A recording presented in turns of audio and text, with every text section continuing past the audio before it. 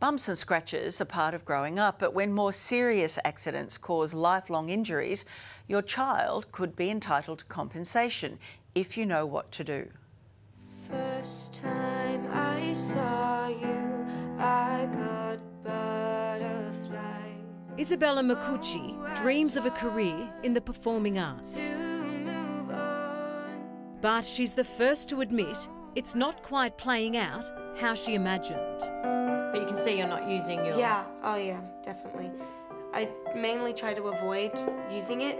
Example, in this next part, this is a whole octave, and I'm supposed to use my pinky here, but I find it very difficult to reach that far.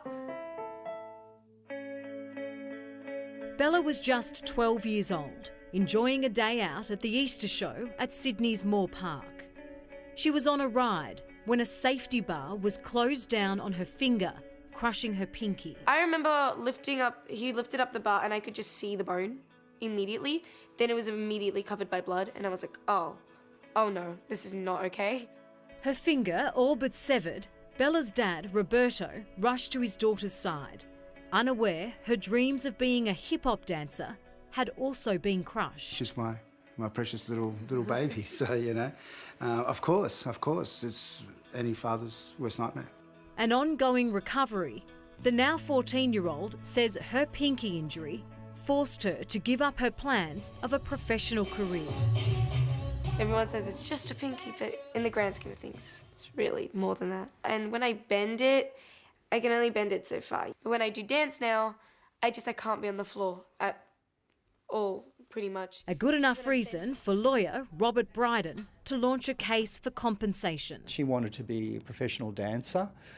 That has been denied her now due to this injury. I mean, most people would say in Isabella's case, it's just her pinky. Like, is it really going to affect her future?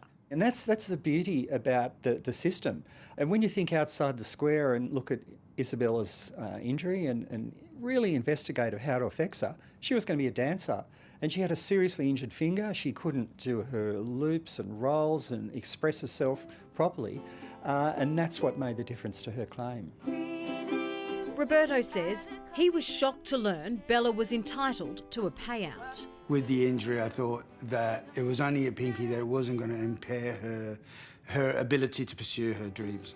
The court approved $45,000 to be placed in a trust fund for Bella to access when she turns 18. It's going to change my life because this money could help me go into uni. This money could help me take a trip to LA and maybe pursue my dreams there, you know? So really, wherever it takes me, I know it's going to be like a huge, huge help for me. At what point does it become a cash grab? That's what she's worth. And with a child too, it has to be approved by the court. So it wasn't just a matter of accepting the money, it was a matter of negotiating on her parents' instructions with the insurance company, justifying that value and then going to the court and having a judge approve it as an appropriate settlement. Sophia Bucci was also 12 when she was injured in a car accident waiting at a set of traffic lights in Queensland. It really hurt and I was really scared after the accident because it was like traumatising, like I was really shaken up.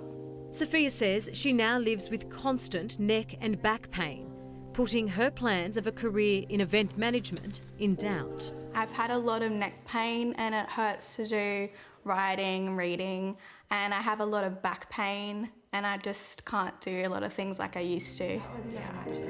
Sarah Grace from Shine Lawyers got on the case and has all but settled a compensation payout for Sophia, who's now 18. You get compensation for your medical and rehabilitation expenses. You get compensated for any loss of income, and most importantly, you get compensated for what your future losses will be. That can range from a couple of thousands of dollars through to millions of dollars. When it comes to injury compensation, children often stand to be paid more than adults because the effect of their trauma will last longer. It's often a lengthy process and substantial evidence is needed. Medical records, photographs, statements. All of it to help prove your child's future has been jeopardised. At a coffee shop we share.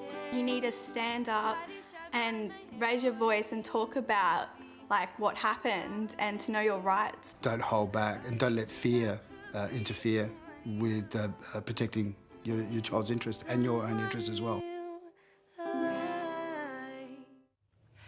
It's important to seek legal advice as soon as you can if you want to make a claim, as time limits apply and differ in every state.